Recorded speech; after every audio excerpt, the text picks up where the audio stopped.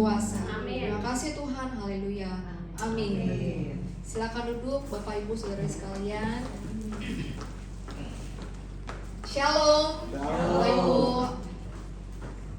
Saya bersyukur hari ini tetap diberikan kesempatan buat setiap kita beribadah kepada Tuhan. Walaupun hari ini ada beberapa jemaat yang tidak hadir, tetapi kita mau tetap semangat untuk setia beribadah kepada Tuhan. Amin. Seperti tema saya pada sore hari ini, yaitu tentang setia dalam perkara kecil, maka Tuhan akan mempercayakan hal-hal yang besar dalam kehidupan setiap kita.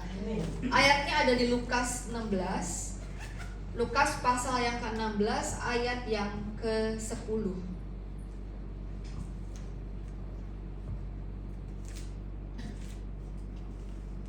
Lukas pasal yang ke-16 ayat yang ke-10 saya bacakan buat Bapak Ibu. Barang siapa setia dalam perkara-perkara kecil, ia setia juga dalam perkara-perkara besar. Dan barang siapa tidak benar dalam perkara-perkara kecil, ia tidak benar juga dalam perkara-perkara besar. Dalam bahasa Indonesia sehari-hari mengatakan orang yang bisa dipercayai dalam hal-hal kecil, bisa dipercaya juga dalam hal-hal yang besar. Tetapi orang yang tidak bisa dipercaya dalam hal-hal kecil, tidak bisa juga dipercayai dalam hal-hal besar. Jadi berbicara tentang setia itu sama dengan tentang kepercayaan, sebuah kepercayaan. Pernahkah kita berpikir apa yang membuat Tuhan memilih seseorang, mempercayai orang tersebut memegang suatu perkara yang besar gitu ya. Misalkan kita lihat pendeta-pendeta besar, pendeta terkenal, kita pernah berpikir apa yang membuat Tuhan mempercayakan mereka untuk menggembalai ratusan bahkan mungkin ribuan jemaat gitu ya.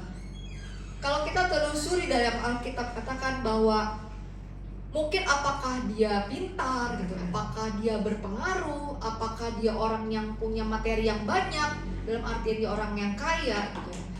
Tapi Alkitab mengajarkan hal yang sederhana. Ternyata orang-orang yang dipercayai hal-hal besar, dia pernah setia dalam perkara-perkara yang kecil.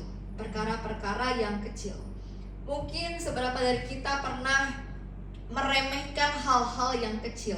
Saya berikan ilustrasi ketika kita tahu ada sebuah jembatan. Mungkin jembatan itu bisa menghubungkan satu kota dengan yang lain. Kalau di luar negeri ada jembatan panjang gitu ya, bisa menghubungkan kota A dengan kota B. Mungkin kita melihat jembatan itu kuat, jembatan itu besar gitu ya. Jembatan itu mungkin berfungsi dengan baik. Tetapi mungkin kita nggak pernah ngeh bahwa jembatan itu dibangun, ada baut-baut yang kecil yang dipakai dengan kontraktor, ada baut-baut yang dimasukin tuh ya, dipakai untuk membangun sebuah jembatan. Kalau nggak ada baut-baut yang kecil, jembatan itu nggak akan mungkin bisa terbangun. Sama halnya dengan kehidupan kita hari ini, mungkin dunia mengajarkan kepada setiap kita bahwa hal-hal kecil udah biarin aja lah, gak usah dipentingkan, fokus pada hal-hal yang besar. Tetapi hari ini firman Tuhan mengajarkan buat setiap kita bahwa setialah dahulu dengan perkara-perkara yang kecil, maka Tuhan akan membuka pintu bagi setiap kita untuk dipercayai hal-hal yang lebih besar lagi. Dari ayat ini kita tahu bahwa kesetiaan bicara tentang kepercayaan. Ada ayat juga mengatakan di Amsal bilang banyak orang menyebut dirinya tuh orang baik, tetapi orang setia siapa yang dapat menemukannya? Ternyata orang baik itu banyak Bapak Ibu. Di dunia ini banyak orang yang melakukan kebaikan, banyak orang baik. Tetapi orang yang setia justru sedikit sekali jumlahnya, atau mungkin bisa dihitung orang-orang yang setia. Ini Alkitab yang mengatakannya, bahwa orang setia itu susah untuk ditemukan. Tapi biarlah sore hari ini jemaat-jemaat yang setia, jemaat di GBI Solidio yang beribadah jam 4 sore adalah jemaat-jemaat yang setia beribadah kepada Tuhan Yesus. Ya, kita menjadi orang yang setia. Artinya apa? Artinya orang yang baik itu banyak, tapi orang setia sulit ditemukan. Kenapa? Karena untuk menjadi setia itu tidak ada batas waktu yang ditentuin sampai kapan ya saya harus setia. Misalkan setia bekerja dengan Tuhan kita gitu ya, di kantor kita, atau mungkin kita setia mengabdi atau menjadi pelayan Tuhan di gereja ini gitu ya. Sampai kapan saya harus setia? Nggak ada batas waktu ya. Untuk menjadi setia itu tidak mengenal sulit atau tidaknya keadaan kita. Jadi dalam keadaan sulit maupun baik harus tetap setia. Dan untuk menjadi setia itu tidak peduli dihargai atau tidaknya yang kita lakukan. Makanya kenapa orang setia itu seringkali sulit dicari. Pak, coba lihat deh istrimu gitu ya. Di sini cuma ada satu bapak-bapak ya. Ya, istrimu kalau hari ini masih ada bersama dengan engkau, puji gitu ya. Puji dia. Karena dia setia sampai hari ini gitu. Bersyukur. Ibu-ibu, kalau ada suami yang sampai hari ini masih temenin kita melalui suka duka kehidupan, ada asam garam kehidupan, tetap dilalui bersama, ada badai tetap menangis bersama gitu ya, bersuka cita bersama, pujilah pasangan kita sebab dia setia dengan kita. Kita senang kan dengan orang-orang yang setia. Apalagi Tuhan Yesus, dia mencari orang-orang yang setia dalam setiap kita. Pentingnya sebuah kepercayaan dalam hidup kita. Amsal bilang nama baik itu lebih berharga daripada apapun. Jadi image kita itu baik atau buruk tergantung dari karakter kita. Kalau orang yang mau sukses tapi hidupnya nggak bisa dipercaya, omongannya nggak bisa dipercaya, percayalah dia nggak akan pernah sukses. Buat anak-anak muda, kalau omongan kita nggak bisa dipercaya, percayalah kita nggak akan pernah bisa jadi orang yang sukses. Jadi orang yang sukses dimulai dari hal-hal yang kecil, bisa dipercaya. Orang yang mau sukses tapi nggak bisa mengatur kehidupannya, maka dia juga nggak akan pernah sukses. Kepercayaan itu ibarat sebuah kesempatan emas. Saya kasih contoh, kepercayaan itu sulit untuk dibangun ya. Misalnya nih di jemaat ini kita kedatangan jemaat baru. Terus kita tahu bahwa dia baru keluar dari penjara, pernah merampok gitu ya. Dan kita mungkin tahu latar belakang dia gitu ya, dia pernah merampok, pernah membunuh gitu ya. Terus tiba-tiba datang ke gereja ini. Mungkin kita akan dengan welcome, oh iya shalom. Tapi kalau jujur dalam hati pasti ada rasa, bener gak ya dia gitu ya, ada rasa hal tersebut itu mungkin itu wajar buat kita, tapi bukan berarti kita menghakimi dia gitu ya. Tapi mungkin ada rasa sebuah kepercayaan itu kalau misalkan kita tahu orang itu mungkin punya latar belakang tersebut, mungkin kita perlu waktu lagi untuk menguji apakah orang-orang ini benar bertobat, apakah dia udah benar-benar sungguh-sungguh sama Tuhan. Nah itulah ibaratnya sebuah kepercayaan itu seperti emas gitu. Jadi ketika kita diberikan kepercayaan, mungkin di kantor atau mungkin dimanapun, diberikan kepercayaan memegang suatu jabatan, atau diberikan kepercayaan sama anak kita, menantu kita, kasih kita uang nih Ma, diberikan kepercayaan, bisa gak kita jadi orang-orang yang dipercaya dengan orang-orang di sekeliling kita? Atau mungkin kita dipercayakan sama orang lain yang konseling dengan kita, bisa gak kita menjadi orang-orang yang bisa dipercaya, menjaga rahasia orang lain? Kita harus bisa menjadi orang-orang yang bisa dipercaya. Karena ketika kepercayaan itu kita hancurkan gitu, orang lain percaya sama kita tapi tiba-tiba kita menghancurkan kepercayaan orang lain, maka saya akan bilang kepercayaan itu akan sulit dibangun lagi akhirnya orang tersebut. Mungkin kita pernah berbohong dengan hal-hal kecil dalam rumah tangga. Mungkin suami kita kasih uang belanja 100.000 ya Ma, terus kita bohong gitu ya, kita mungkin berbohong. Nah mungkin kedepannya suami kita akan, istri saya bisa dipercaya lagi gak ya gitu, karena kita udah merusak kepercayaan tersebut. Jadi jadilah orang-orang yang bisa dipercaya, karena kepercayaan adalah kesempatan emas. Kepercayaan itu sama juga halnya dengan ketika kita dipercaya untuk melayani Tuhan. Melayani Tuhan adalah sebuah kepercayaan yang mulia. Tapi berapa banyak orang yang mungkin ngerasa bahwa hal-hal kecil dalam pelayanan di gereja mungkin ini mah kecil lah, beres-beres cuman kecil lah, ini hal kecil. Tapi dari hal-hal kecil lah kita harus belajar setia. Sama seperti Rasul Paulus dalam 1 Korintus 9 ayat 18 berkata, kalau demikian apakah upahku? Paulus bilang, upahku ialah memberitakan Injil tanpa upah. Paulus dengan setia melakukan setiap pelayanan demi pelayanannya. Dan dia bilang bahwa dia setia melayani Tuhan. Jadi kalau kita mau dipercayakan hal-hal yang besar, atau kita mempercayakan hal-hal yang besar kepada seseorang, gak mungkin kita gak kenal sama orang tersebut. Contohnya Saudara Freddy, Bapak Freddy gitu ya, yang kita kenal hari ini bisa mempercayakan tempat ini kepada Ibu Gembala Suli.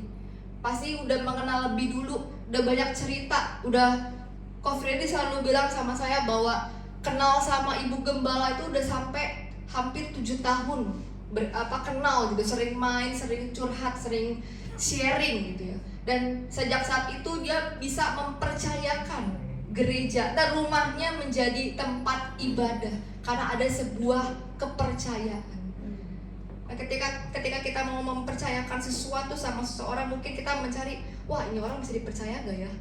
Ketika kita tahu karakternya baik, karakternya bagus, pasti kita mempercayakan hal-hal yang besar. Setia dalam perkara-perkara kecil sama dengan orang-orang yang bisa dipercaya dalam hal-hal kecil, dan hasilnya pasti dipercaya dalam hal-hal besar. Terutama anak-anak muda, jadilah orang-orang yang bisa dipercaya dalam hal-hal kecil, sekecil apapun yang dipercayakan. Mungkin itu di kantor, di pelayanan, di keluarga, apapun yang dipercayakan. Kita jangan pernah merusak kepercayaan itu. Jadilah orang-orang yang dipercaya. Dan dalam konteks ayat tersebut, memang Yesus berbicara mengenai perkara kecil dan perkara besar itu menghubungkannya dengan mamon, dengan uang. Kenapa orang yang dipercaya atau tidak bisa dipercaya Tuhan menghubungkannya dengan mamon? Karena di ayat 13 Yesus menyebutkan bahwa seseorang tidak dapat mengabdi kepada dua tuan, yaitu Allah dan mamon. Karena seringkali mamon itu menjadi penghalang terbesar bagi manusia untuk sepenuhnya setia kepada Tuhan. Dengan kata lain, mamon itu menguji apakah seseorang itu bisa mengabdi kepada Tuhan atau kepada dunia. Jadi kalau hari ini kita berpikir, cuman hal kecil, pasti upahnya kecil, pasti dampaknya kecil gitu ya. Tapi ternyata Tuhan Yesus ngajarin buat kita hari ini, ternyata setia dulu, latihan dulu dari hal-hal yang kecil, Tuhan kasih kita atau percayain kita hal-hal yang besar. Tapi kebanyakan orang-orang hari-hari ini, anak-anak muda khususnya, ketika mau bekerja, pengen langsungnya dapat jabatan langsung di atas, maunya langsung gaji yang besar gitu ya. Tapi nggak pernah mau merasakan hal-hal yang kecil. Makanya saya sering ngajarin anak-anak muda di gereja, anak-anak muda yang harus kuat, harus belajar melayani Tuhan. Karena ketika kita melayani di gereja, saya bilang, nanti ketika kita keluar, kita bekerja, itu kehidupan yang sesungguhnya, dimana kerja itu dunia yang begitu keras gitu ya, yang kalau salah gitu. Tapi kalau di gereja diajarin ketika dia salah, kita masih bisa mengampuni, kita mengasihi, kita bisa nasehatin yang baik. Tapi kalau di dunia kerja, kalau memang dia salah, akan salah gitu, dimarahin sama bos. Nah, saya bilang anak-anak muda belajar melayani di gereja dalam hal-hal yang kecil, mungkin gak kelihatan sekalipun, mungkin gak dilihat sama orang sekalipun kita melakukan hal-hal tersebut. Tapi saya percaya ketika mereka setia dalam perkara-perkara yang kecil, dalam kehidupan mereka Tuhan percayain hal-hal yang lebih besar. Kesetiaan sama Tuhan terlihat jelas melalui seseorang. Ya, ketika dihubungkan dengan mamon, karena mamon itu memiliki pengaruh yang besar dalam menentukan kesetiaan seseorang. Jadi kalau seseorang itu diuji dari hal mamon, ya, karena diuji prioritasnya, kejujurannya, iman seseorang, ya, itu diuji apakah dia setia atau tidak. Makanya barang siapa setia dalam hal kecil dihubungkan dengan mamon. Dan kesetiaan sama Tuhan itu dapat terlihat jelas ketika kita setia sama Tuhan, maka Tuhan mempercayakan hal-hal yang besar. Dan ketika seseorang tidak bisa setia dalam hal-hal kecil, ya, seperti contohnya dalam hal mamon, apakah ia menggunakan mamon itu untuk kemuliaan Tuhan atau hanya untuk kepentingan pribadi, mamon itu menjadi alat untuk melayani Tuhan atau yang memerintah kehidupannya. Jadi berkat itu bisa aja datang dari Tuhan, tapi bisa juga datang dari setan. Karena hari-hari ini bukan cuma Tuhan yang bisa bikin mujizat. Iblis pun bisa bikin mujizat. Iblis pun bisa bikin hal-hal yang spektakuler. Contohnya gini, misalkan orang yang bekerja, terus dia bekerja dengan cara yang gak halal gitu ya. Lalu dengan cara yang gak halal kita bilang berkat itu dari siapa? Bisa juga dari iblis gitu ya, dari setan. Jadi kalau kita terima berkat yang datang dari Tuhan itu tidak akan membuat kita semakin jauh dari Tuhan. Tapi berkat yang datangnya dari Tuhan akan membuat kita menjadi orang yang tahu bersyukur, bahkan digunakan untuk kemuliaan bagi nama Tuhan. Makanya waktu Yesus memberikan sebuah kepercayaan yang besar, dia mau memproses kehidupan kita. Yesus mau lihat bagaimana cara kita mengelola berkat dalam hal-hal kecil, dalam kehidupan kita sehari-hari. Nah, mungkin hari-hari ini kita pernah berkata sama Tuhan, sampai kapan ya ekonomiku seperti ini Tuhan? Tuhan bilang sampai hati kita sudah siap. Ketika hati kita siap dari hal-hal kecil, Tuhan pasti sediain perkara-perkara yang besar. Kalau kita nggak siap, misalnya seperti anak kecil, kita kasih uang jajan, misalnya sehari kita batasin cuma 10.000. Tapi misalkan sewaktu-waktu kita langsung naikin uang jajannya, tiba-tiba jadi 100.000 sehari. Pasti anak itu langsung kaget. Biasanya pegang 10.000, ya pegang 10.000 tapi kadang-kadang langsung dihabisin, gak pernah menabung gitu ya, langsung memuaskan hawa nafsu. Apalagi dikasih uang 100.000, pasti anak itu bisa langsung kaget gitu ya. Aduh, saya mau ngabisin buat apa ya uang ini ya? Saya mau ngabisin buat apa ya gitu ya. Sama dengan setiap kita. Tuhan tunggu setiap kita, hati kita siap, baru dia memberikan perkara-perkara yang besar dalam kehidupan setiap kita. Jadi jadilah orang yang bisa dipercaya dalam setiap aspek kehidupan kita. Setia juga berdoa, setia beribadah. Kalau hari ini mungkin doa kita belum dijawab sama Tuhan, tetap berdoa, tetap setia. Sekalipun doa cuman hal kecil, baca Alkitab cuman hal kecil dalam kehidupan sehari-hari kita, tapi jangan sampai saat teduh kita bolong sama Tuhan. Itu mungkin cuman hal kecil, tapi berdampak besar dalam kehidupan setiap kita. Karena waktu kita setia dalam hal kecil dengan berdoa, baca firman, itu kita sedang seperti menabung gitu ya, sedang menabung kekuatan gitu ya, damai sejahtera, sukacita. Dan pastinya Tuhan ketika kita menabur doa, kita akan menuai setiap doa-doa kita. Jadi tetaplah setia dalam keadaan apapun, tetaplah setia apapun yang Tuhan percayakan dalam kehidupan setiap kita. Gak peduli dunia mungkin bisa berganti, musim bisa berubah, tapi kita tetap mau setia sama Tuhan. Amin. Buat firman Tuhan sore hari ini, tetap jadilah orang-orang yang setia di hadapan Tuhan, karena Tuhan berkenan kepada orang-orang yang setia. Kita mau angkat pujian, kita mau katakan, Tuhan, Kau Allah kami yang setia.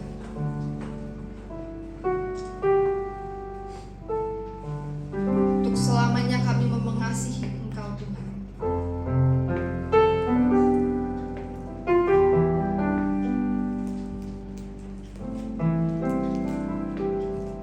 Kita mau katakan, Kaulah Tuhan yang berjanji, Kau yang tidak pernah mengingkari.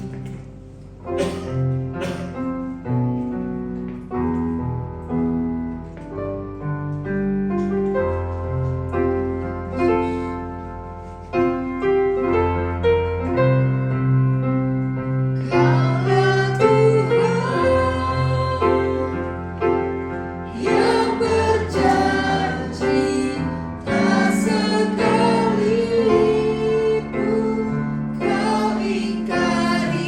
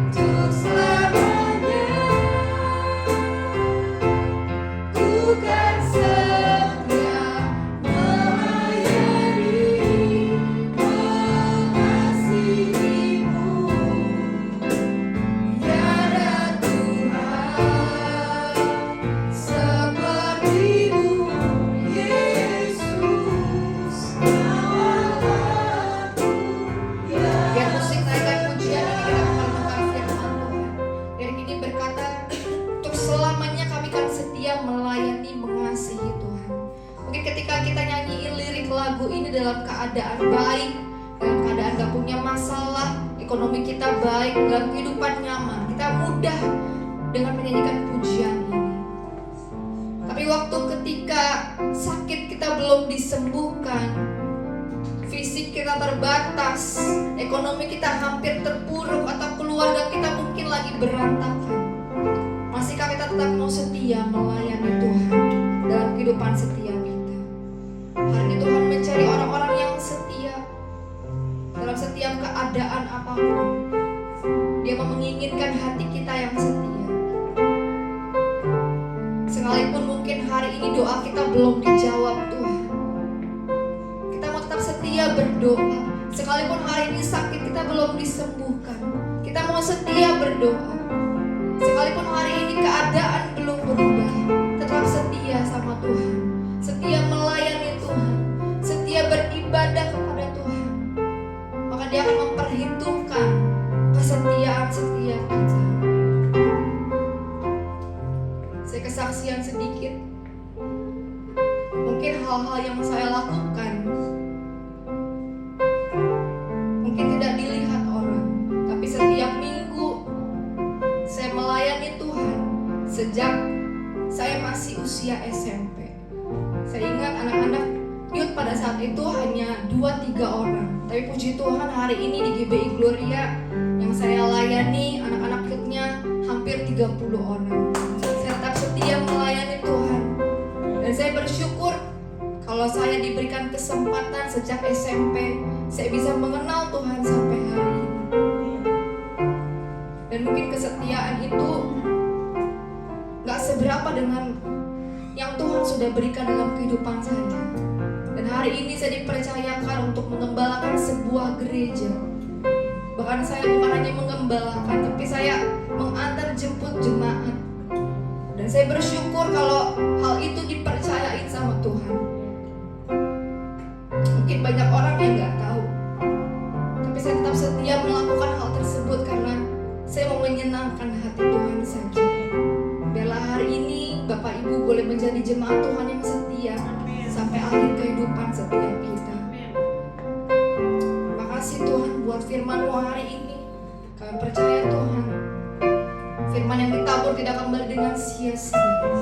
Bahkan iblis tidak mencuri firman yang kami dengar hari ini. Kami boleh menjadi pelaku-pelaku firman. Dan kami belajar untuk menjadi orang-orang yang bisa dipercaya. Dipercayakan hal sekecil apapun Tuhan, mungkin pelayanan dalam ibu rumah tangga, dalam pekerjaan kami, dalam apapun Tuhan yang dipercayakan setiap kami. Mungkin kami dipercayakan doa, dipercayakan konseling. Kami mau belajar Tuhan jadi orang-orang yang bisa dipercaya. Makasih Tuhan Yesus, sebentar kami akan menerima tubuh dan darah-Mu. Kami persiapkan hati kami.